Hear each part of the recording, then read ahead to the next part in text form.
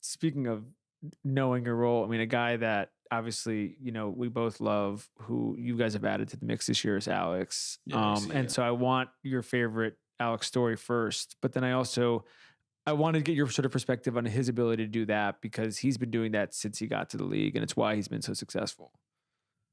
He has some good moments. I'm trying to think one that won't get cut from the. Yeah, I was gonna say PG-13.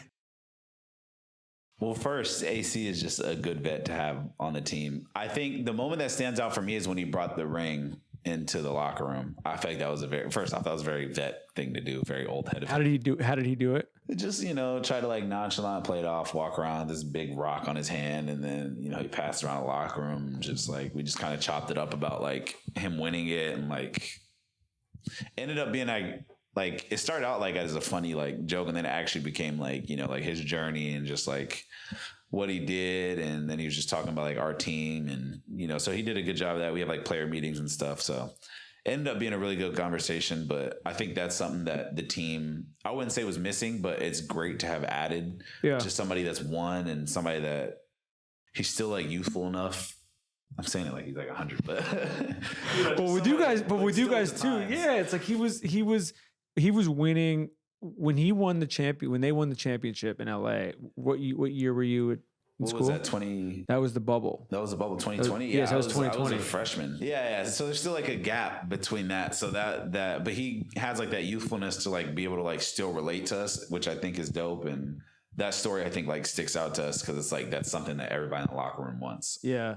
It's funny. He said, I'm going to butcher the quotes. I'm not even going to try, but he said to JJ and I once, when he was still in LA, he hadn't gone to Chicago yet, and he was talking about knowing your role, and he was basically just like, there's a version of this where he's like, if you get hired at a Fortune 500 company and you get hired to clean the bathrooms, you clean the bathrooms the best way you can. Like you don't try to go do it and be like, oh, I'm going to be, maybe you will end up being the CEO, but like you have to understand, like you are in this position to do this thing, to do this job, and if you were the best at it, people will recognize it, and then you'll be able to basically do what you want. Yeah, facts.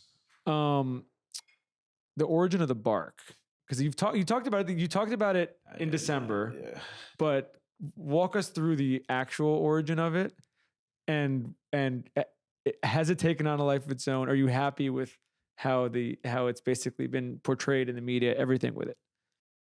Yeah, Chet did it in summer league my sophomore year. I guess like going into like my sophomore season.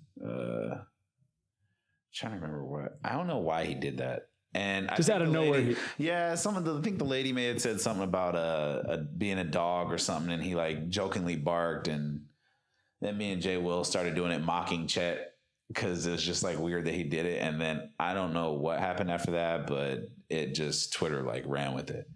So where were you guys? So he did it and you started mocking him right away. Yeah, we started doing like in the interview, we like mock him a little bit, or like, just like trolling him. Like, like at the time, like we're not thinking like, oh, we're gonna make the barking. This is gonna pick up. Yeah, you're just busting balls. We're making fun of Chet. We go back in the locker room, we're making fun of him. He's turning red, so it was fun. And then like Twitter started drawing me and Jay Will as dogs, and just people are barking at us now. And then I don't even know how it got so popular, but then like in the playoffs, people are barking when I'm coming out and then it became cool. Like I thought it was awesome. I still think it's really cool. It's unique to our team, but yeah, I don't know where that like, I don't know how it exploded. It just took on. Well, part of this is like, I mean, this is an obvious statement at this point, but the Thunder fans are elite.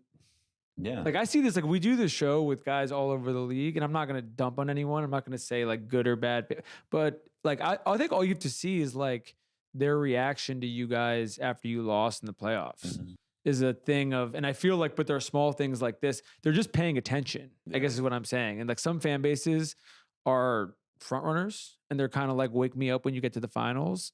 And if you don't get to the finals, I don't really want to hear from you.